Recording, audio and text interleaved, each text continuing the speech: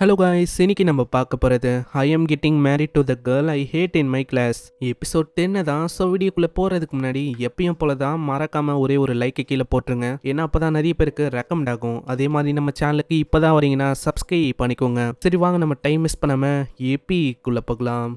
எப்பிக்கூட ஸ்டார்டிங்லேயே அவன் தனியாக உட்காந்து இருக்கானா, அங்கே ஹிமாரி வரா. அம்மா என்ன ஆச்சு, தனியாக உட்காந்து இருக்கேன்? அதுவா, இப்போ வந்து என்னோட வீட்டில் என்னோட பேரண்ட்ஸ் இருக்காங்க. அப்படியா, அதே தான் இங்கேயும். நான் ஏன் அது வரைக்கும் உன் கூட இருக்கக்கூடாது? நான் உனக்கு லோன்லியாக இருக்காது, உனக்கு கம்பெனி கொடுத்த மாதிரியும் இருக்கும். இதுக்கப்புறம் தான் நம்ம ஹிமாரிக்கு அந்த விஷயம் தெரிஞ்சிருக்கும், இவங்க ரெண்டு பேரும் ஒரே இடத்துல வாழ்றாங்கன்னு. இப்படி இவ சொல்லுவாளா, அங்கே மற்றவங்களுக்கு காதுக்கும் விழுது. அதை கேட்டோன்னே என்னது, சாட்டோவும் அக்கானிவும் ஒன்றா இருக்காங்களா? ஆமாம், கரெக்டு தான். நானும் ரீசெண்டாக அவங்க ஸ்ட்ரீட்டில் பார்த்தேன், ஏதோ டேட்டிங்லாம் போறாங்கன்னு நினைக்கிறேன். இதனால அக்கானி அங்க கத்த ஆரம்பிக்கிறா, அட அட நீங்க நினைக்கிற மாதிரிலாம் இல்ல. இதுக்குள்ள அவன் அப்படி இழுத்துன்னு ஓடி வரான். அங்க பயங்கரமா அவ கத்துறான், எல்லாமே உன்னாலதான் இந்த ரூமர்ஸ் வந்து பரவ ஆரம்பிச்சிருக்கு. ஒன்னும் வாயே திறக்கல, இதுக்கு காரணம் நீ தான் நினைக்கிறேன். இப்ப கூட பாரு, உன்னால அங்க எல்லா உண்மையும் வெளில வந்திருக்கும். அதனால அவ பயங்கரமா கத்தி விட்டாரா, நீ வீடு பக்கமே வந்துடாதுன்னு. இதுக்கப்புறம் அவன் போற வழி ஃபுல்லாவே அவனை வந்து பார்த்துன்னு இருக்காங்க. செய்சி கிட்ட கேட்டா 90,000 டேஸ் ஆச்சு இது தொடரும் அப்படின்னு சொல்றான். அது 200 வருஷமா. அப்புறம் அவங்க வெளியில போறாங்க. போற வழியே செய்சியும் சொல்றான், இப்போ கூட உன்னை ஃபாலோ பண்ண இருக்காங்க.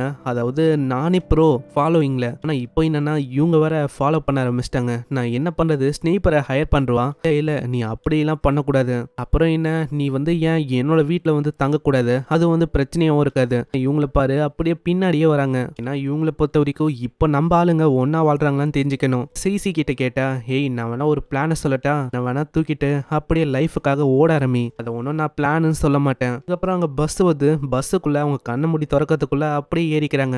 ஒரு பிளானையும் போட்டு கடைசி ஸ்டாப்ல இறங்குறாங்க. ஆனா என்ன ஒண்ணு, அங்க பஸ்ஸே நாளைக்கு தான் வருமா. அதாவது நாளைக்கு வரைக்கும் எந்த விதமான பஸ்ஸும் இல்லையா. அப்பனா என்ன, நம்மளோட வீட்டுக்கு போனோம்னா நம்ம நடந்து போனோமா? அங்க செய்சியோட போன்லயும் அவளுக்கு சிக்னல் கிடைக்கலையா? அங்க செய்சியும் சொல்றான், என்னால நடக்க முடியாது, ஆல்ரெடி நான் வந்து புல்லட்டை நெஞ்சில வாங்கிட்டேன். அப்படியா, அப்படின்னா நான் உன்னை இங்கேயே விட்டு போற மாதிரி தான் இருக்கும். ஆனா அதுக்குள்ள செய்சியோட மெய்டு வந்து எப்படின்னு கேட்டா, செய்சியோட போன்ல ட்ராக்கர் எல்லாம் இருக்கான். அதுக்கப்புறம் செய்சியை கொண்டு போயிடுறாங்க. ஆனா நம்ம ஆளும் வந்து போயிடுறாங்க. ஸ்டெயின்ல வீட்டுக்கு வந்து பார்த்தா அரிசி இல்ல. இதனால ரொம்ப அவங்க கஷ்டப்படுறாங்க. அரிசியை வாங்க போனா கண்டிப்பா கிளாஸ்மேட் யாராச்சும் பார்த்தா ஒரு மிகப்பெரிய பிரச்சனையாகும். ஏன்னா அரிசியே இல்லாம சாக போறோமா, இதெல்லாம் சரியே இல்ல. அரிசி இல்லைன்னா நம்ம கேக்க சாப்பிடலாம். ஆனா இப்படி இவங்க பேசும்போது ஏதோ ஒரு சவுண்ட் கேக்குது. என்னடா சவுண்டுன்னு போய் பார்த்தா யாரோ இருக்கிற மாதிரி இருக்கு. இதுக்கு அக்கானி பயந்து போய் ஒரு வாரியர் மாதிரி சூட்டெல்லாம் போட்டு தாக்க போறான். அக்கானி இரு நீ வந்து அப்படியெல்லாம் பண்ணக்கூடாது. அப்படி பண்ணும்போது அவங்க ரெண்டு பேரும் மேல அப்படியே விழுந்துக்கிறாங்க. இதை பார்த்தோன்னே தங்கச்சிக்காரியும் அவங்க சொல்றா, ஹே என்னப்பா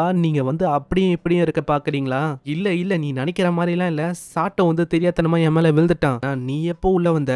நான் எப்பயோ வந்துட்டேன். ஆனா என்ன பில்ல வந்து நான் ரிங் பண்ணல. நான் ஏன் ரிங் பண்ணணும்? இதுதான் என்னோட வீடு மாதிரியாச்சு. அதே மாதிரி ஹிமாரியும் இங்க இருக்கா. ஹிமாரிய பார்த்தோன்னே அவங்க வந்து இன்னமும் ஷாக் ஆகுறாங்க. அப்புறம் அவங்க ஹிமாரிக்கும் புரிய வைக்கிறாங்க, என்ன மன்னிச்சிரு அக்கானே, நாங்க வந்து இதை பத்தி சொல்லியிருக்கணும். என்னது சொல்லியிருக்கணும்? அதுதான் நாங்க ரெண்டு பேரும் ஒன்னா இருக்கிறத பத்தி தான். இல்ல இப்ப அது வந்து பிரச்சனை இல்ல. ஏன்னா நான் தான் வாயை அங்க விட்டேன். கொஞ்சம் வாயை மூடி வச்சிருந்தா இந்த அளவுக்கு உங்களுக்கு பிரச்சனை வந்திருக்காது. ஆனா எனக்கு எப்பயோ தெரிஞ்சு போயிடுச்சு. அதாவது நீங்க ரெண்டு பேரும் ஒன்னாதான் வாழ்றீங்கன்னு. எப்படி? அதாவது ஒரே லஞ்ச் பாக்ஸ், உன் மேலேயும் அக்கான மேலேயும் ஒரே ஷாம்போட ஸ்மெல்லு போக உங்களோட ஃபேமிலியில ஏதோ ஒரு விஷயம் நடந்திருக்கு. அதனால தான் நீங்க பிசினஸ் விஷயமா பொண்ணா இருக்கணும், மேரிடா இருக்கணும் நீங்க பண்ணிருக்கீங்கன்னு நினைக்கிறேன். வந்து ஃபேமிலி மேட்டரா இருக்கிறனால தான் நீங்க வந்து எனக்கும் சொல்லல. இது ஒன்னும் அவளைக்கும் ஃபேமிலி மேட்டர்னு சொல்ல முடியாது. ஏன்னா என்னோட தாத்தாவும் அக்கானியோட பாட்டியும் அவங்களால வந்த ஒரு விஷயம் தான் இது. நான் தாத்தாவும் பாட்டியும் எங்கான வயசுல லவ் பண்ணாங்க. அவங்களால ஒண்ணு சேர முடியல.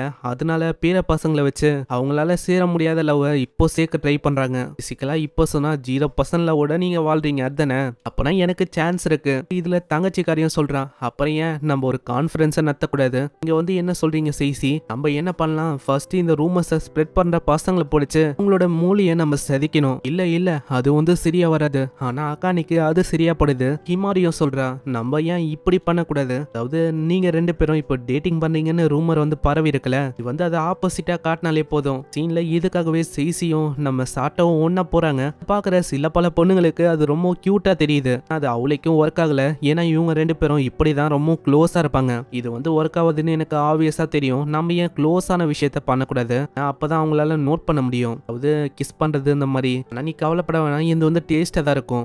நான் ஒன்றும் அதுக்கெல்லாம் கவலைப்படல, நீ வந்து இதை வேற யாருக்காச்சும் காப்பாற்றி வைக்கலாம். இதனால அவள் கொஞ்சம் சோகமாக வரா. நெக்ஸ்ட் சீனில் தங்கச்சிக்காரி ஏதோ ஒன்று சொல்ல வர, ஆனால் அவன் டேரெக்டாக வேணான்னு சொல்லிடுறான். எனக்கு தெரியும் நீ வந்து என்ன பண்ண போறேன்னு, இதனால என்ன சொன்னாலும் அங்கே வேணான்னு தான் சொல்கிறான். ஃபைனலாக இப்போ இருக்கிறது அக்கானி ஒண்டி தான் ஒரே ஒரு ஆப்ஷனு. இதனால அக்கானியும் சொல்கிறான், இப்போ நான் ஒண்டி தான் இருக்கேன், அப்படி நான் பண்ணுறதுக்கு ரொம்ப ஹாப்பியாகவும் இருக்கேன். ஆனால் அதுக்குள்ளேயே அவன் சொல்கிறான், இல்லை நம்ம வந்து பிளானை மாற்றிடலாமா, இல்லை நம்ம வந்து ஜஸ்ட் அதை ட்ரை பண்ணி பார்க்கலாமே. அதனால சாட்டும் ஒத்துக்கிறான். நெக்ஸ்ட் சீனில் அக்கானியும் அங்கே பயங்கரமாக ஒரு மாதிரி உருன்னு வச்சிருக்கான் மூஞ்ச. என்ன ஆச்சு, நான் தான் எல்லாத்தையுமே கரெக்டாக பண்ணிட்டேனே, குப்பையை செப்பரேட் பண்ணியாச்சு, டிஷ்ஷையும் நான் வாஷ் பண்ணிட்டேன், இப்போ வேற என்ன வேணும், இல்லை அது இல்லை இப்போ அந்த ஸ்ட்ரீட் விஷயமா, இல்லை அதுவும் இல்லை, இது மாதிரி கூட நீ வந்து போக போகிற விஷயம் அது வந்து ஆக்டிங் தான், நீ மறக்கக்கூடாது, அதை தாண்டி நீங்கள் 2 பேரும் எதுவும் பண்ணக்கூடாது, புரியுதா, நீ வந்து எதுக்கு அதை சொல்கிற, இல்லை நீ வந்து ஒரு முட்டாளு, நீ வந்து ஏதாச்சும் பண்ணிட்டேனா அதனால தான் நான் வந்து சொல்கிறேன். இப்போ ஆக்டிங்கை தாண்டி ஆக்டிங்கில் நான் வந்து என்ன பண்ணலாம், கிஸ்ஸு ஹக் இந்த மாதிரிலாம் பண்ணலாம்ல, நான் அதுக்கப்புறம் நான் சொல்கிறத தான்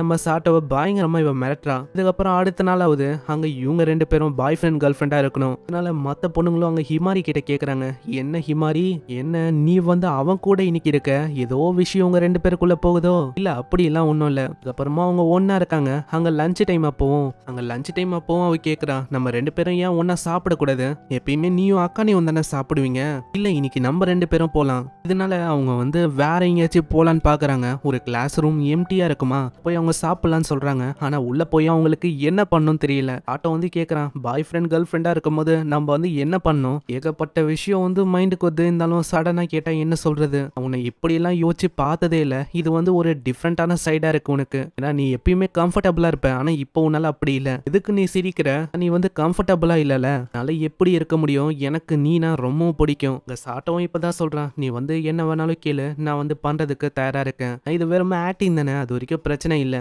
அப்படியா, எனக்கு வந்து உங்க 2 பேரை பார்க்கும்போது எப்பயுமே பொறாமையா இருக்கும், இசி வந்து உன் மேல உட்காந்து பல, அந்த மாதிரி என்னையும் நீ அரவணைக்கணும்னு எனக்கு ரொம்ப ஆசையா இருக்கு.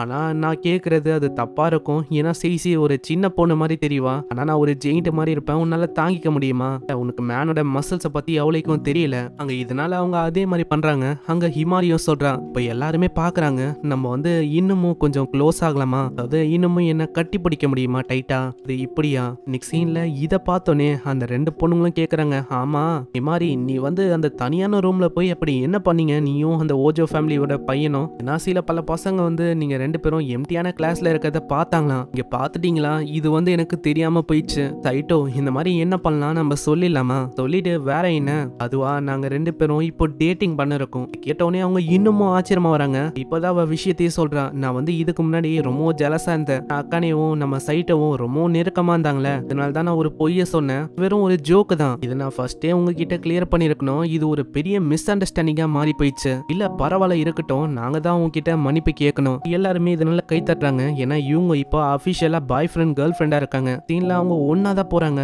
அங்க சைட்டவும் சொல்றான், நீ வந்து கொஞ்சம் தள்ளி நடக்கிறியா, என்னால நடக்க கூட முடியல ஒழுங்கா, என்னப்பா உன்னோட கேர்ள் ஃப்ரெண்டா நான் இருக்கேன், இதை கூட நான் பண்ண மாட்டேனா. நெக்ஸ்ட் சீன்ல அக்கானே வந்து கேட்கறான், நீ ஏன் பிடிஏ கப்புலா இருக்க, அப்படி நீ எதுக்கு மத்தவங்களுக்கு அப்படி காட்டுற, பிடிஏ கப்புள்னா ஒன்றும் இல்லை, நான் மத்தவங்களுக்கு இடையில நாங்க வந்து கப்புள்ஸ், நாங்க கிஸ் பண்ணுவோம் ஹக் பண்ணுவோம் அப்படின்னு காட்டிக்கிறது தான் பிடிஏ கப்புலாம். இது வந்து உண்மையிலேயே ஒர்க் ஆகுதோ, நான் வந்து இன்னமும் நல்லா பண்ணணும்னு நினைக்கிறேன், நான் அப்படி பண்ணாதான் இந்த ரூமரை இல்லாம பண்ண முடியும், நான் இன்னமும் போய் பண்ற வேலையை பண்ண பாக்குறேன், இரு அவ ஏதோ வந்து சொல்லணும்ரா, நான் அவளால சொல்ல முடியல. இல்ல சாட்டோ வெயிட் பண்றான், இதுதான் எங்களோட ஃபர்ஸ்ட் டேட்டிங்கே. அங்க ஹிமாரியும் வரா. ஹிமாரிக்கு ரொம்ப சந்தோஷமா இருக்கு, இவங்க ஃபர்ஸ்ட் டைம் இப்படி டேட் பண்ணுவாங்கன்னு அவ எதிர்பார்க்கல. ஹிமாரி ரொம்ப நன்றி, இதுக்காக கண்டிப்பா நான் ஃபேவரை ரிட்டர்ன் பண்ணுவேன். இதுக்கப்புறம் அவங்களோட டேட்டிங்கும் ஆரம்பிக்குது. ஒரு கடைக்கு அவங்க போறாங்களா, சைடு அக்கா தங்கச்சி அவங்க 2 பேரும் ஃபாலோ பண்றாங்க. அங்க அக்கா காரிக்கு ரொம்ப கடுப்பா இருக்கு. இந்த மாதிரி அங்க டேட்டிங்கும் முடியுது. அங்க போறதுக்கு முன்னாடி சைட்டவன் சொல்றான், இன்னைக்கு வந்து நான் ரொம்ப என்ஜாய் பண்ணேன், ரொம்ப நன்றி. அங்க போறதுக்கு முன்னாடி கேஃபேல ஒர்க் பண்ற விஷயத்த பத்தி அவ சொல்றா. அதுக்கப்புறம் அங்க வந்து திரும்பவும் அவன் வீட்டுக்கு வருவானா, ஏகப்பட்ட போட்டோஸ் எல்லாம் இருக்கு. அதுல அக்கா நீ இவ ஒன்னா இருக்கிற மாதிரி இருக்கு, சைடோ தனியா இருக்கிற மாதிரியும் இருக்கு. ஆமா இந்த போட்டோ இது ஸ்கூல் ட்ரிப்ல எடுத்தேன், இது ரொம்ப கிரீப்பியா இருக்குல்ல, என்ன மன்னிச்சிரு, போட்டோ தானே அது பிரச்சனை இல்ல, அப்படின்னா நம்ம இன்னமும் போட்டோஸ் எடுக்கலாமா, இப்போதான் இது ரொம்ப கிரீப்பியா எனக்கு தெரியுது. இதே மாதிரி அவன் வெயிட் பண்றான். அங்க ஏகப்பட்ட புக்ஸ் எல்லாம் இருக்கா, அது எல்லாமே சைக்காலஜி சம்பந்தப்பட்ட புக் தான். அதை பார்த்து அவன் யோசிக்கிறான், நான் எதிர்பார்த்ததை விட ஹிமாரி ரொம்ப ஸ்மார்ட்டா இருக்கா. ஹிமாரியும் டீயை கொண்டு வரா. இப்பதான் ஹிமாரியே சொல்றான், குரூப்ல பாத்தியா நம்மள பத்தி தான் எல்லாருமே பேசுறாங்க, நம்ம எவ்வளவு கியூட்னு, உன் பிளான் வந்து ஒர்க் அவுட் ஆயிடுச்சுன்னு நினைக்கிறேன். ஆனா ஹிமாரி இங்க நான் ஏகப்பட்ட சைக்காலஜி புக்ஸை பத்தி நான் பார்த்தேன், நீ என்ன அதுல இன்ட்ரெஸ்டடா இருக்கியா என்ன. அப்புறம் தான் அவ சொல்றான், இந்த மாதிரி சின்ன வயசுல அவ ஏகப்பட்ட முறை பொல்லி இருப்பா. அந்த டைம்ல அக்கானே தான் காப்பாத்துவா. நான் எப்பயுமே அக்கானேவை டிபெண்ட் பண்ணி இருக்க கூடாதுல்ல, அவளுக்கு இது ஒரு தொல்லையா இருக்கும். அதுக்காக தான் நான் இதை பத்திலாம் கத்துக்கினேன். பரவாயில்ல, உன்னோட ஃப்ரெண்டுக்காக நீ எவ்வளவு விஷயத்த பண்றிய யோசிச்ச. இதுக்கப்புறம் தான் அவ கேக்குறா, ஆமா உனக்கு அவளை பிடிக்குமா, ரொமான்டிக்கான ஃபீலிங் எல்லாம் உங்களுக்கு இருக்கா? இல்ல அப்படி இல்ல, எனக்கு அவளை பிடிக்காது. அப்படியா? எனக்கு உன்னோட இதயத்துல இடம் இருக்கா? எனக்கு சான்ஸும் இருக்குல்ல. நான் உனக்கு பிடிச்ச ஒரு பொண்ணா இருக்கலாம்ல. நீ அதுக்கும் மேல நீ ஏன் புரிஞ்சிக்க மாட்ற? அது நீயா இருக்கிற வரைக்கும் எனக்கு பிரச்சனையே இல்ல. அதே மாதிரி உனக்கு ஒரு விஷயம் தெரியுமா, நான் இங்க இருக்கிற வரைக்கும் பேரண்ட்ஸ் என்னோட வீட்டுக்கு வர மாட்டாங்க. அதேதான் இங்கேயும் என்னோட பேரண்ட்ஸுக்கும் என்ன பிடிக்காது. பிள்ளைக்கும் உங்க வீட்லயும் வர மாட்டாங்க. அட நான் அந்த மீனிங்ல சொல்லல. சரி ஏதோ ஒண்ணு, எனக்கு டைம் ஆகுது, நான் போகட்டுமா? இல்ல நீ என்ன அப்படியே தனியா விட்டு போக போறியா? இது கொஞ்சம் லோன்லியா விட்டு போக போறியா என்ன? சீன்ல நைட் ஆகுது. அங்க ஹிமாரிய பத்தி அவ கேக்குறா. ஹிமாரி கூடிய எவ்வளவு நேரம் இந்த? ஆமா நான் ஹிமாரி கூட கொஞ்சம் வெளியில போனேன். அதே மாதிரி அவளோட வீட்டுக்கும் நான் போயிருந்தேன். அவங்களோட பேரண்ட்ஸ் அவங்க வீட்டுல இல்ல. வீட்டுல இருந்தியா? அதனால அப்படியே அவ ஓடி போயிடறா. அங்க என்ன விஷயம்னு நம்ம ஹீரோக்கு புரியல. ஹிமாரி அவங்க கால் பண்றான். என்ன அவன் வீட்டுக்கு வந்துட்டானா? உனக்கு நீ சாப்பாடை கொடுக்க வேணாம், ஏன்னா ஆல்ரெடி அவன் இங்கேயே சாப்பிட்டுட்டான். எனக்கு ஒன்னும் கவலை இல்லை, ஏன்னா நான் ஆல்ரெடி அவனுக்காக எதுவுமே ரெடி பண்ணல. ஆனா ஏதோ ஒண்ணு ஹிமாரி கப்புள்ஸா இருக்கிறது ரொம்ப கஷ்டமா இல்ல? கஷ்டமா இல்ல, நான் அவனோட கேர்ள் ஃப்ரெண்டா இருக்கணும்னு ஆசைப்பட்டேன். ஈவன் அது ஃபேக்கா இருந்தாலும் ரூமர்ஸ் எல்லாம் டவுனா தானே இருக்கு. அதனால நான் இதை பண்ணதான் போறேன். அதாவது அவனுக்கு நான் கேர்ள் ஃப்ரெண்டா தான் இருக்க போறேன். அதாவது இது வரைக்கும் நீ அப்படி பண்ண போற சொன்னா அவன் கூட இதே மாதிரி நான் எப்பயுமே இருக்கணும்னு ஆசைப்படுறேன். அதனால உனக்கு ஜெலஸா இருந்தா சொல்லுப்பா, நான் வேணா நிறுத்திக்கிறேன். இல்ல நான் எதுக்கு ஜெலஸ் ஆக போறேன்? எனக்கு ஒன்னும் அவனுக்காக ஃபீலிங்ஸ் எல்லாம் இல்ல. ஓ அப்படியா? நல்ல விஷயம் தான். ஏன்னா நீங்க ரெண்டு பேரும் இதனால நல்லா வாழ முடியும். அதே மாதிரி நானும் அவன் கூட லவி டபியா இருக்க முடியும். அதனால உனக்கும் ஜெயிச்ச மாதிரி ஆச்சு, எனக்கும் ஜெயிச்ச மாதிரி ஆச்சு. என்ன சொல்றேன்? ஆமா நீ சொல்றது கரெக்ட் தான், ஆனா ப்ராப்ளம் இல்லதான். ஆனா அக்கா நீ என்னதான் இப்படி சொன்னாலும் அவளுக்கு ரொம்ப கஷ்டமா தான் ஃபீல் ஆகுது. சோ பாக்கலாம் இதுக்கப்புறம் என்ன ஆகுதுன்னு. லவி டபியா இருக்கிறன்னு பேர்ல இவன் நடுவுல போடுறா. இதனால என்னென்ன பிரச்சனை உருவாக போதோ. வீடியோக்கு மறக்காம ஒரே ஒரு லைக் குத்துருங்க. அதே மாதிரி சேனலுக்கு இப்பதான் வரீங்களா, சப்ஸ்கிரைப் பண்ணிக்கோங்க. உங்களை இதுக்கப்புறம் வர எபிசோட்ல சந்திக்கிறேன். அது வரைக்கும் சைனரா.